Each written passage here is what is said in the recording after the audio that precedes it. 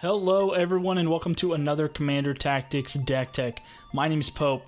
Starting tomorrow, December 2nd, 2019, Wizards is going to be releasing the new Secret Lair Drops product for the first time.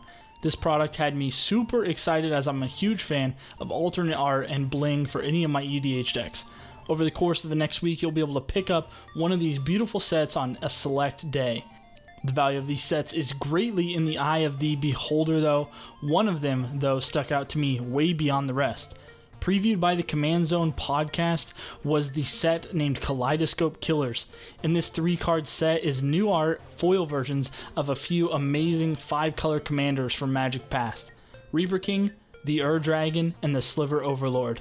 As I set my reminder in my phone for December 8th, I began asking myself what eventually led to this video being presented now, and that was, how can I use all 3 of these rad cards in one EDH deck? If you're like me, you don't buy cards to put them in a case or store them in a closet. Oh no, these things deserve to be on the battlefield, flexing as they come into play.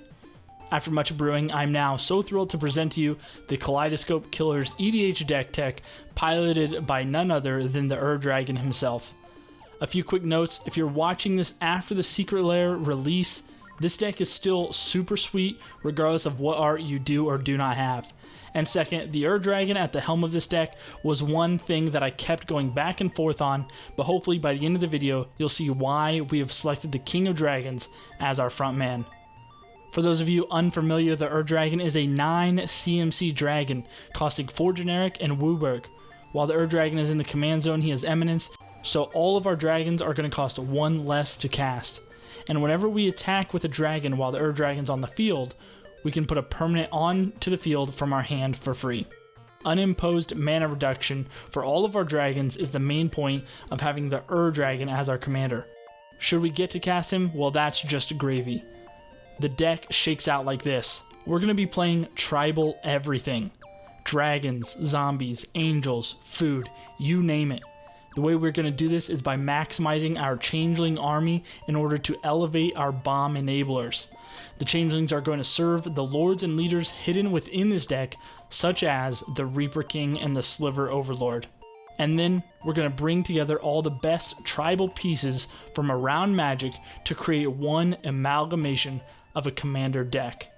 This deck list I'm presenting today comes in at around $140, not including the $40 Kaleidoscope Killers Secret Lair. But I did want to mention that the deck can be tweaked and mixed up a ton to fit whatever tribal stuff you have available in your collection. But now I am super excited to get the ball rolling, taking a look at all of the Changeling friends that we have in this deck. Starting with the Changelings in green, and they are the Woodland Changeling, Game Trail Changeling, and the Chameleon Colossus.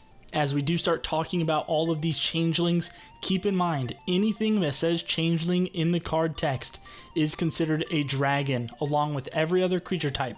But with the Dragon in our Command Zone, they are going to cost 1 less to play. Woodland Changeling is just a 2-drop Changeling 2/2 body out there to help trigger all of our leaders and lords within the deck. But with Dragon, he is just going to cost us 1 green. Game Trail Changeling going to cost us 4 mana, has Trample on a 4/4 body, and Chameleon Colossus for 3 mana, we get Protection from Black on a 4/4 body, and then for 2, a green, we can give him +X/+X till the end of turn, where X is his power. Next up, we have our red Changeling, starting with Changeling Berserker, Torian Mauler, and the Firebelly Changeling. Changeling Berserker comes in, has haste, so can swing the turn he comes down, but he also has Champion a Creature, so whenever he comes into play, we're going to sacrifice it unless we make another creature we control get exiled from the game. And then whenever Changeling Berserker leaves the battlefield, we can return that card we removed back into play. This Champion a Creature ability can be great for our deck because we are always looking for ways to have more of our creatures enter the battlefield to trigger all those bomb effects that we have lined up. Torian Mauler may be one of the best Changelings ever printed for 1 and a red with thanks to Dragon. We're going to get a Changeling that whenever an opponent casts any spell, we can put a +1/+1 counter onto Torian Mauler. And Firebelly Changeling only going to cost us 1 red, and then has the ability we can pay a red to give it +1/+0 until the end of the turn, and we can only activate this twice on each turn. Next to take the stage, we have our blue and white changelings, Amoeboid Changeling, Shapesharer, Mirror Entity, and Irregular Cohort. Amoeboid Changeling, for only 1 blue, we can then tap this changeling. Target creature is going to gain all creature types until the end of turn. And then we can also tap him if we want to make a target creature lose all creature types until the end of turn as well. And then we have Shapesharer, another really powerful changeling. Comes down for only 1 blue, and then for 2 and a blue, we can make target shapeshifter become a copy of target creature until our next turn. If we have a super strong changeling on board that we want to copy, or if our opponent has a really powerful creature that we want to copy as well, we can do that and make multiple copies thanks to Shapesharer's ability. Mirror Entity, a very strong changeling in white, comes down for 1 and a white, says for X mana until the end of turn, creatures you control have base power and toughness XX and gain all creature types. Late game Mirror Entity can be a game winning play if we're able to put a lot of mana into X and pump up our team to be a massive army and swing out for the win. And then Irregular Cohort, for 1, a white, and a white, we're getting a changeling that whenever it enters the battlefield, we're going to create a second shapeshifter that also has changeling and will double down on any ETB effects we might be getting. And then where most of our changelings reside, we have all of our black team, Karen Wanderer, Changeling Outcast, and Grave Shifter.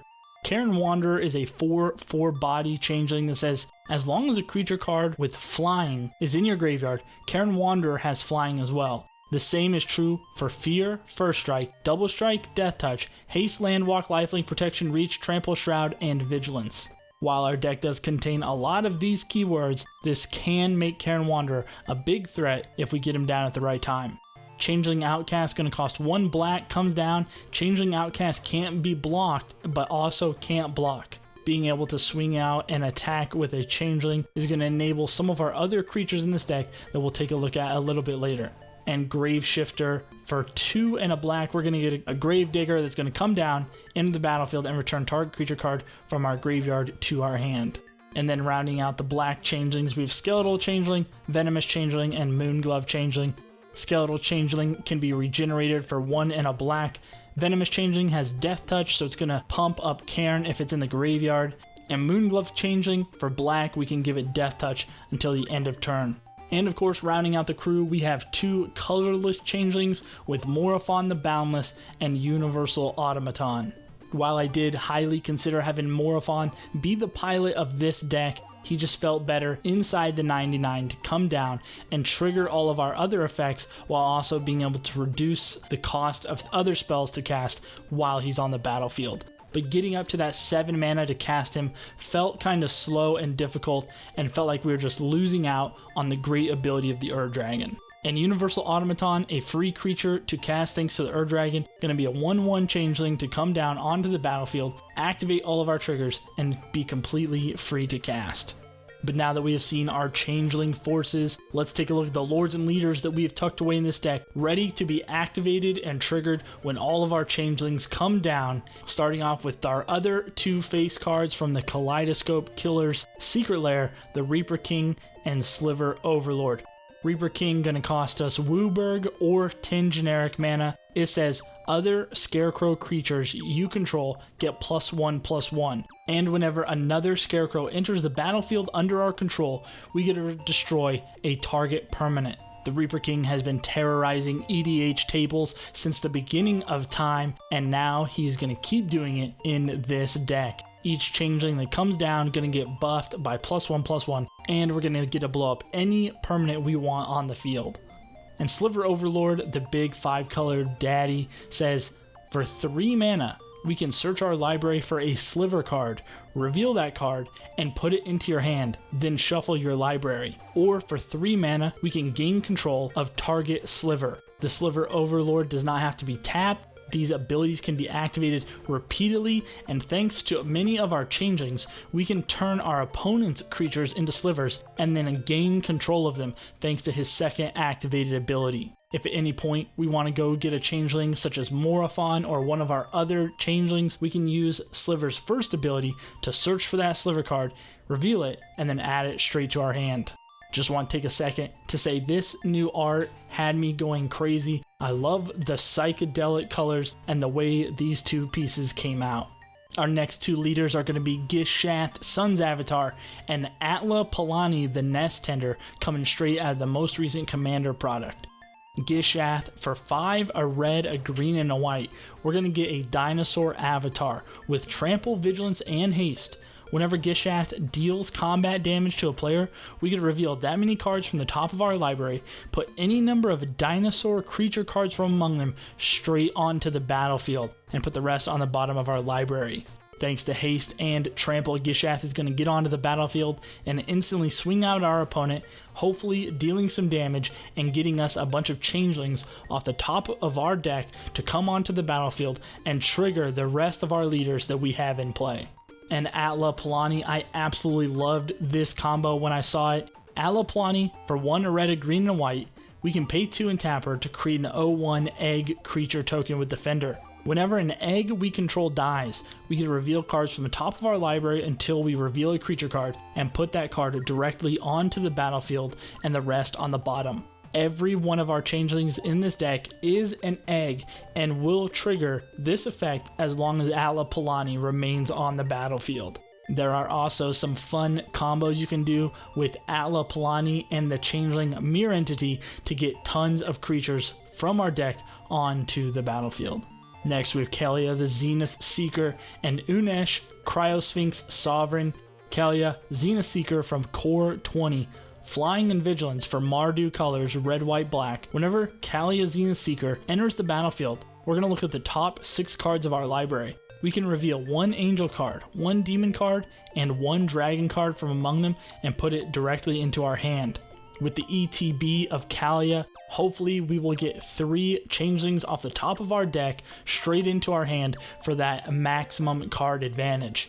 And Unesh, Cryosphinx Sovereign, for 4, a blue and a blue. We have a big 4/4 Flying Sphinx that reduces the cost of Sphinx spells to cast by 2, so reducing all of our Changeling spells cast by 2. And whenever Unesh or any other Sphinx enters the battlefield under our control, so all of our Changelings, we get to do a mini fact or fiction.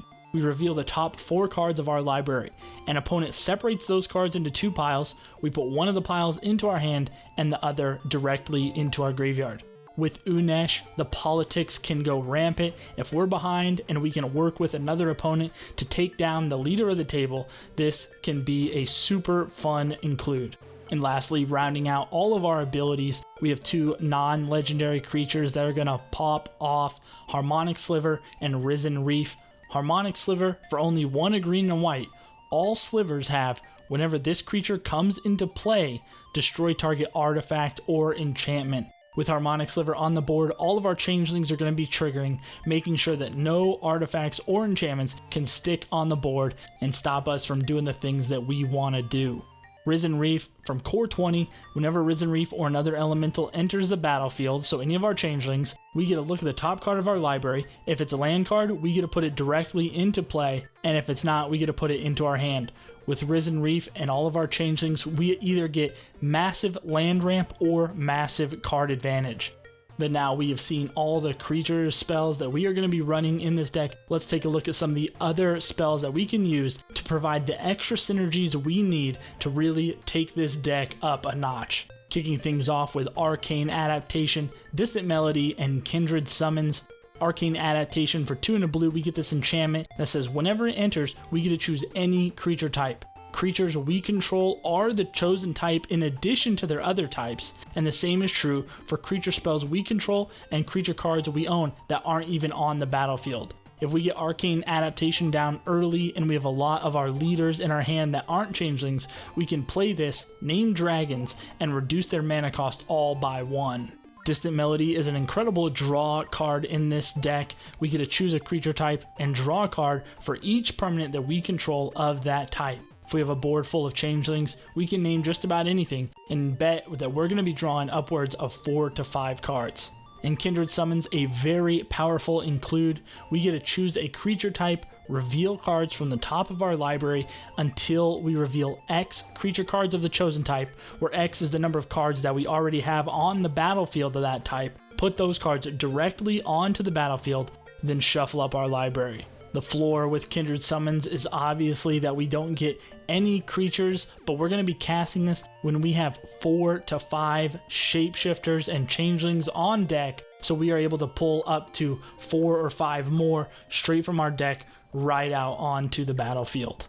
Next up, we have a few changeling instance removal spells, Crib Swap and Nameless Inversion. Crib Swap says Changeling, exile target creature, its controller gets a 1/1 shapeshifter that has Changeling, and Nameless Inversion, a Changeling, says target creature gets +3/-3 and loses all creature types until the end of turn. Both Crib Swap and Nameless Inversion do get the mana reduction thanks to Ur-Dragon and can be found off of abilities from creatures like Kalia or Sliver Overlord. Make sure though that you do read the text carefully on whatever triggers you're using, because some require them to be creatures such as Gishath, but others that just require a creature type, these can be live targets. Next up, we have a Rooftop Storm, Liliana's Contract, and Whelming Wave.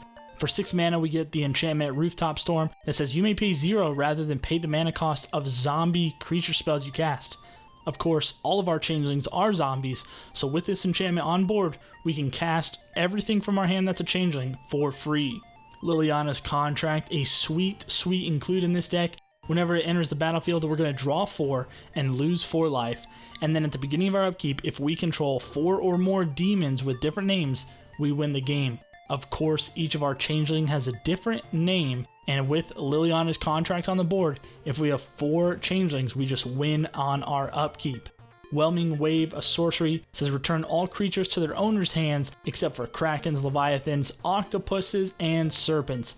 Again, a one-sided board wipe, keeping all of our changelings in place and returning our leaders to our hand while bouncing everything on our opponent's sides back. And then rounding things out, one of my absolute favorite finds for this deck, Knowledge Exploitation using the Prowl mechanic. If you're not familiar with what Prowl says, it has a reduced or sometimes increased mana cost, but it says you may play this for its Prowl cost if you dealt combat damage to a player with a rogue. Of course, the rogue type is very specific and is hard to activate this, but thanks to all of our creatures being changelings, we can cast this card for the Prowl cost, and then we get to search target opponent's library for an instant or sorcery card, play that card without paying its mana cost, and then that opponent shuffles their library. So for 4 mana, if we hit an opponent with a changeling, we get to search their library for any instant and sorcery and cast it for free.